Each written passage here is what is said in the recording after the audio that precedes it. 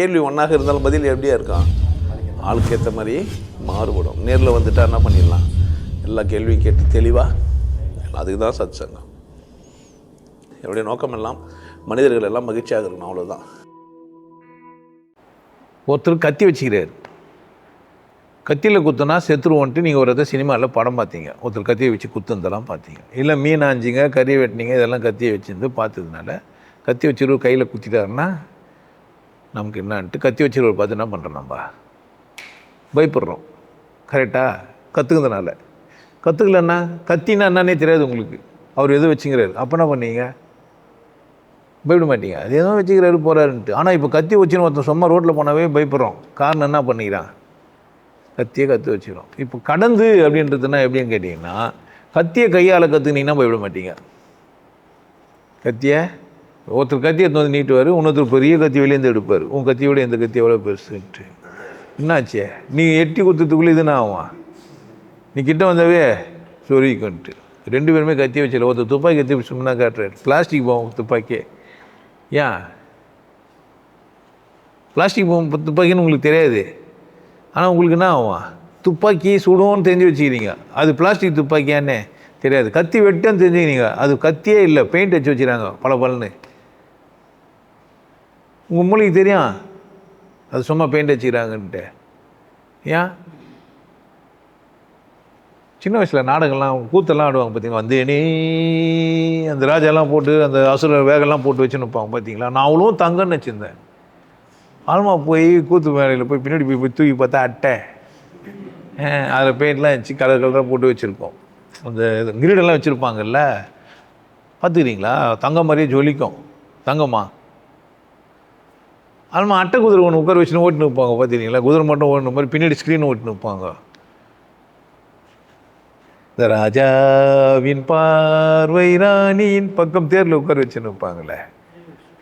இப்போ எனக்கு பயமோ இல்லை இது அச்சமோ இல்லை இது சந்தோஷமோ இல்லூஷன்னால் கற்பனையினால தான் அந்த நிறுது. அப்படி தானே, யதார்த்தத்தில் தெரியாது எனக்கு அது கத்தியான்னு கூட ஒத்திப்பீங்க, கத்தி இல்லைன்ட்டு. பயத்தில் இருக்கிறவனுக்கு என்ன ஆகும், எதை காமிச்சாலும் என்ன தான் நினச்சிப்பான். ஆமாம் பயப்படுவான். பேயெல்லாம் இருக்குதுன்னெலாம் பயப்படுறது, சாமியெல்லாம் இருக்குதுன்னு பயப்படுறது, சாமி ஆடிங்களை பார்த்து பயப்படுறது. இங்கே வந்து சாமியெல்லாம் ஆடி அப்படியே ஒருத்தர் அடி பார்த்துனே அந்த அப்படியே அப்படிலாம் பண்ணி பார்த்துக்கிட்டு தானே இந்த சீன்லாம். ஏன்னாவது எனக்கு அப்படியே தான் பார்த்துன்னு இருப்பேன். என்ன தான் இல்லை ஏன்டா இதுமாதிரி நாடகம் நினச்சின்னு என்னடா பண்ண போகிறேன், ஏன் வேலைக்கு ஆகாதுன்னு நம்மளுக்கு புரியணும். என்னண்ணே இதெல்லாம் சும்மா ட்ராமா தான், மனம் பண்ணுற தந்திரம்னு ஒன்று புரிஞ்சிச்சேன்னா பார்த்து டென்ஷனாக ஆடுவேன். அப்படியே அழுவா ஒரு ஒருத்திலாம், ஒன்றும் விட்டு என்னால் இருக்க முடியாது, நீ இல்லாத உலகத்தில் நிம்மதியாக இல்லை, சேர்த்துருவா. என்ன வேணுமோ அதை கேட்டு என்ன பண்ணுமோ அதை பண்ணிட்டு சந்தோஷமாக இருந்துட்டு போத்து விட்டு அப்படியே உன் நினப்பாவே இருக்கிறேன். ராசாவே உன்னை நான் எண்ணித்தான் பல ராத்திரி தூங்கலை கண்ணைத்தான். உன்னை தூங்குவானா நான் சொன்னேன், நல்லா தூங்கிட்டு வந்து என்ன சொல்லணுப்பா, அப்படிதானே. பத்தனையும் நடிப்பான என்னதான். அப்போ எனக்கு புரிஞ்சிடணும், நாடகம் தான் சுற்றி நடக்குது, எல்லாம் ட்ராமா பண்ணுகிறாங்க அப்படின்னு புரிஞ்சிச்சேன்னா போய்விடுவேன். ஏன் அப்போ கற்றுக்கிறதெல்லாம் என்னை ஏமாத்துறதுக்கு தான் கற்றுக் கொடுத்துக்கிறானுங்க. இன்னும் நான் வாழ்க்கையில் முடியுமா அவ்வளோ கற்றுக் கொடுத்துக்கிறாங்க. இப்போ கத்தி எடுத்து வந்து குத்துறாரு, கரெக்ட் தானே. கால் எடுத்து மூஞ்சில் வச்சா என்ன பண்ணுவார், கத்தி அவர் இப்படி எடுக்கும்போது தொடர் இதுல கால் தூக்கி விட்டாச்சு என்ன பண்ணுவார். ஆப்ஷன் நிறைய இருக்குது நம்மக்கிட்ட, அப்படி தானே. ஆனால் பயன்ட்டோம்னா கல் தடிக்கலாமா இல்லையா, கத்தி அடிச்சுக்கிட்டோம், பக்கத்தில் கல் இருக்காதா, இருக்குமா இருக்காதா. அப்போ எனக்கு என்ன தெரியாமல் போயிடுச்சே. அப்படியே உண்மைன்னு நம்புறது, அப்படியே அழுதாக்கா நீ மட்டும் ஆறுதல் சொல்வதாக இருந்தால் நான் ஆயுது கொண்டே இருப்பேன். உன் யார் ஐதுனே இருப்பேன்னாங்க. ஏமாத்து தானே எல்லாம், அத்தனையும் நடிப்பான என்ன. நம்ம எமோஷ்னலாக நம்மளை என்ன செய்கிறாங்க, பயம்புத்துத்து. பொண்டாட்டி என்ன தில்லங்கடி வேலை பண்ணுவா, இல்லை புருஷன் என்னன்னா நாத்திங்களோ நீ பண்ணுவான். இல்லை மானே தேனே மரகதுமே மயிலே குயிலேன்னு போட்டுக்கோன்னு ஆல்மா அவங்க அப்பா அம்மா வந்து தூக்கின்னு போயிட்டாங்க. அப்படி தானே கட்டெல்லாம் வச்சு எந்த காயமோ தெரில, எந்த மந்திரமோ தெரில, எனக்கு அடிப்பட்டதெல்லாம் தானாக காணாமல் போயிடுது. ஆனால் இதெல்லாம் சினிமாவுக்கு தானே. அப்படியே ரெண்டு பேரும் அப்படியே ஊந்து மரத்தில் மாட்டின்னு தொங்கிட்டு ஆல்மா சிங்களத்து சின்ன குயிலே அப்படின்னாரா இல்லையா. செத்து போனோம் செத்துருக்கணுமா இல்லையா? சின்ன கோயில் வந்து என்ன பண்ணுகிறாரு? எல்லாம் வாழ்க்கையில் அடுத்த கட்டத்துக்கு நகரும்போது என்ன பண்ணுவாங்க? அவங்கவுங்க வேலையை பார்த்துன்னு இருப்பாங்க. குத்த வந்தால் கூட நம்ம பிடிங்கி குத்திலான்னு இருந்தால் எப்படி இருக்கலாம்? எப்படி இருந்தாலும் நடக்க போகிறது தான் நடக்கும். கடவுள் ஒருத்தர் தீர்ப்பு எது போகிறார். இடையில் என்ன விளையாட்டு தானே. சரி, பயந்த மாதிரி நடிக்கலாம், அது ஒரு பிரச்சனை ஆகிடும். அப்படி தானே. நான் பயப்பட மாட்டேனால என்ன பண்ணுவானுங்க? வேறி ஆகிடுவான். ஸோ பயப்படுற மாதிரியே நடிக்கணும், பயப்படவும் கூடாது, 10 குந்தையும் கடவுணும். அப்போ என்ன செய்யலாம்னா ஒன்றும் செய்ய முடியாது, கடவுளேன்னு இருக்க வேண்டியது தான். பயத்தை கிராஸ் பண்ணுறதுக்கு என்ன செய்யலான்னு கேட்டிங்கன்னா, ஆட்டு வித்தால் யார் ஒருவர் ஆடாதாரோ. கடவுள் நன்றி ஒரு செயலும் இங்கே நடக்காது. இந்த நல்ல வாய்ப்புக்கு நன்றி இறைவான்ட்டு கொண்டாடிட்டு போனோமா, அதை வச்சுன்னு ஏமாற்றினுக்கணுமா? புரிஞ்சு வச்சுங்க. சரியா? கத்தி எடுத்து வந்தாலும் குத்த முடியாது, வாய்ப்பு இல்லை. குத்தும்போது பிடுங்கி குத்திறதுக்கும் வாய்ப்பும் உண்டு. சில பேர்லாம் அடிக்கிற வேகத்தில் அவனே ஊந்துருவாங்க, பார்த்துக்கிறீங்களா? ஊந்து அவனே கத்தி குத்தியும் சேர்த்துட்டு இருப்பான். இதெல்லாம் நடக்கும். கத்தியில் வேகமாக குத்த வெறியில் குத்த வருவான், அவன் தம்பாஞ்சிருவான், அவன் இவனே குத்திப்பான். இன்னும் சில பேருக்குலாம் அடிக்கிற சாக்கில் போய் ஊந்துருவான் பொத்துன்னு.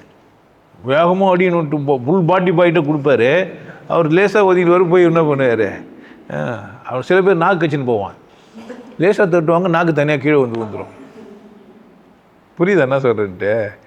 பயத்தில் தான் நம்ம என்ன பண்ணிட்டான், ஏமாந்துட்டோம். பயப்படாமல் ஒரு விஷயத்தை பார்க்கறதுக்கு கடவுள் நேசிக்கணும். நீங்கள் ஒரு மனிதன் அச்சம் இல்லாமல் வாழணும். என்ன இருக்கணும்? கடவுள் உண்மையாக இருக்கணும். யாருக்கு? கடவுளுக்கு அல்லது உங்களுக்கு. அப்படி நீங்கள் உண்மையாக இருந்தீங்கன்னா பிரச்சனையே இல்லை. விட்டு ஏமாத்துற பக்கம்லாம் போனீங்கன்னா என்ன ஆவீங்க? ஏமாத்துறீங்க. வாய்ப்பை கொடுக்குறோம், வசந்தமாக வாழலைன்னா யார் பிரச்சனை? அவங்க பிரச்சனை. ஏமாற்ற பார்த்தா